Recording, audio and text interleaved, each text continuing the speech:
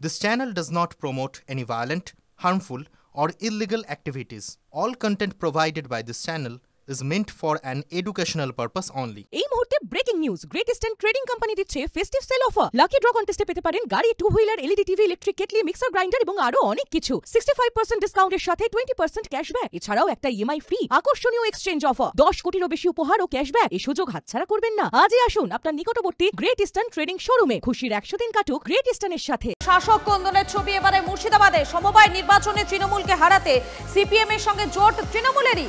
হার তৃণমূলের অফিসিয়াল প্যানেলের। বিস্তারিত জানবো, আমাদের সঙ্গে রয়েছেন প্রতিনিধি কৌশিক। কৌশিক, বিস্তারিত জানাও।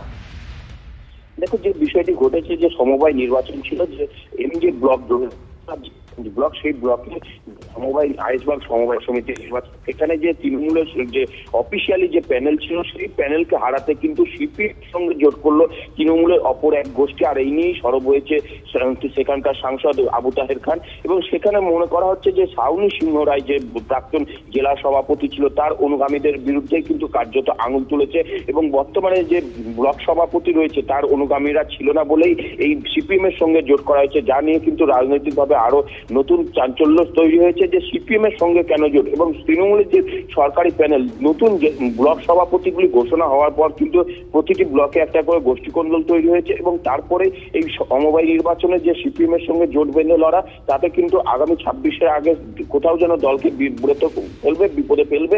এর পাশাপাশি কিন্তু এই নিয়ে কিন্তু যেমন বিরোধীরাও খোঁচা দিতে শুরু করেছে বিজেপি, সে কিন্তু তার পাশাপাশি এখানে মুর্শিদাবাদের যে সমীকরণ, সেই জায়গায় এমজে ব্লক, যে মুর্শিদাবাদ ব্লক, সেখানে কিন্তু ক্ষতির মুখে পড়তে পারে তৃণমূল, এমনটাই মনে করছে রাজনৈতিক মহল। একেবারেই ধন্যবাদ তোমাকে। আমাদের যদি কিছু ক্ষোভ বিক্ষোভ থাকে আমাদের নেতৃত্বকে নিয়ে, সেটা আমরা প্রকাশ্যে এখানে বলতে চাইছি না। যা বলবো আমরা রাজ্য নেতৃত্বের মাধ্যমে, আমরা আমাদের ঘরোয়া বৈঠকে আলোচনা করে সেগুলো জানাবো। রাজ্য নেতৃত্ব ব্লক সভাপতি ঘোষণার পর থেকেই ব্লকে ব্লকে কোন্দল। রাজ্য নেতৃত্বর ঘোষণা করা ব্লক সভাপতি এবং শহর তৃণমূল সভাপতির বিরুদ্ধে প্রকাশ্য রাস্তায় তৃণমূল সাংসদ। রাজ্যের ঘোষণা মতো মুর্শিদাবাদের জিয়াগঞ্জ ব্লকের যে সভাপতি ঘোষণা হয়েছে, তার বিরুদ্ধেই বুধবার বিকেলে সোচ্চার হয়েছেন মুর্শিদাবাদ লোকসভা কেন্দ্রের তৃণমূল সাংসদ আবু তাহের খান। লালবাগে ব্লকে অফিসের সামনে দলের বিরুদ্ধে প্রতিবাদ সভায় অংশগ্রহণ করেন সাংসদ আবু তাহের খান সহ তার অনুগামীরা। এখানে মূলত তৃণমূল নেত্রী সাউনি সিংহ রায়ের অনুগামীদের বিরুদ্ধে এই অভিযোগ। বর্তমানে যে সভাপতি রয়েছে তারা সকলেই তৃণমূল নেত্রী সাউনি সিংহ রায়ের অনুগামী।